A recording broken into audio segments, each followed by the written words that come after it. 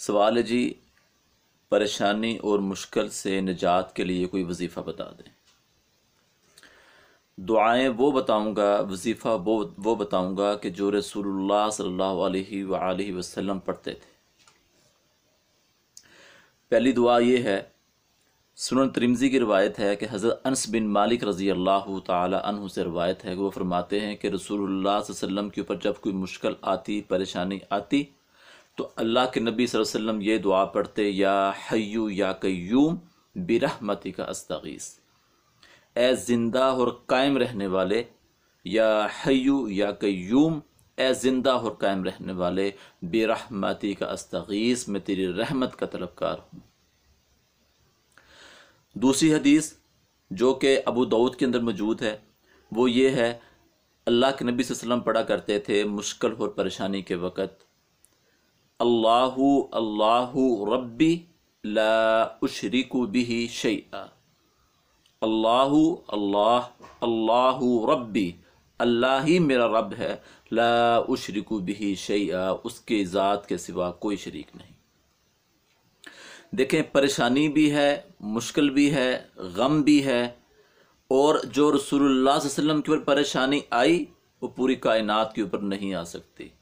ہم اتنے پریشان نہیں ہو سکتے، ہمارے اوپر اتنی مشکلیں نہیں آ سکتی کہ جن مشکلوں کو، جن پریشانیوں کو رسول اللہ صلی اللہ علیہ وسلم نے دیکھا ہے۔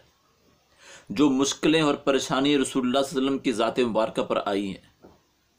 کہاں پر آپ کو شہید کرنے کی کوششیں ہو رہی ہیں، کہاں پر آپ کے صحابہ کو شہید کیا گیا، آپ کو گھر سے بے گھر کر دیا گیا، آپ کی بیٹیوں کو جو ہے نا وہ شہید کیا گیا، کتنا ظلم کیا گیا، کتنی پریشانی آئی، کتنی مشکلیں آئیں،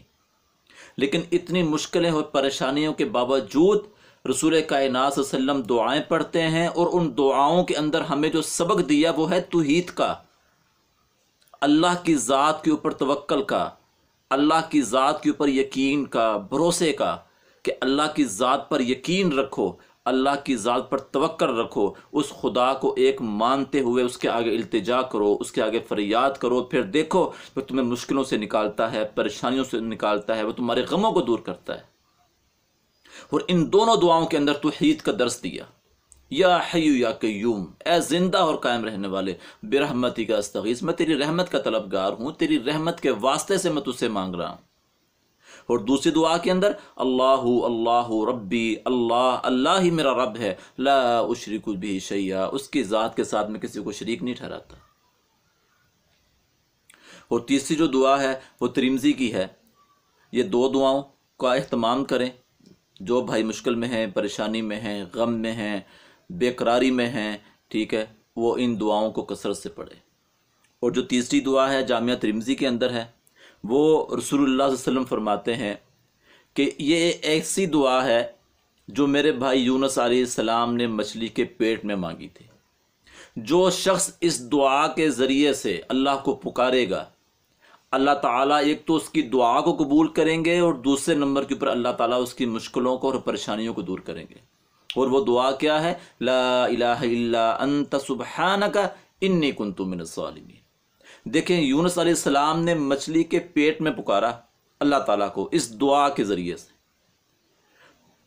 رات کی تاریکی کا اندھیرا، پانی کا اندھیرا، مچھلی کے پیٹ کا اندھیرا، اس کے باوجود کوئی آثار نظر نہیں آ رہے، کوئی پکار سننے والا نہیں، کوئی مدد کرنے والا نہیں، کوئی دیکھنے والا نہیں۔ وہی ذات تھی جو دیکھ بھی رہی تھی، جو مدد بھی کرنے والی ہے اور جو سننے والی بھی ہے۔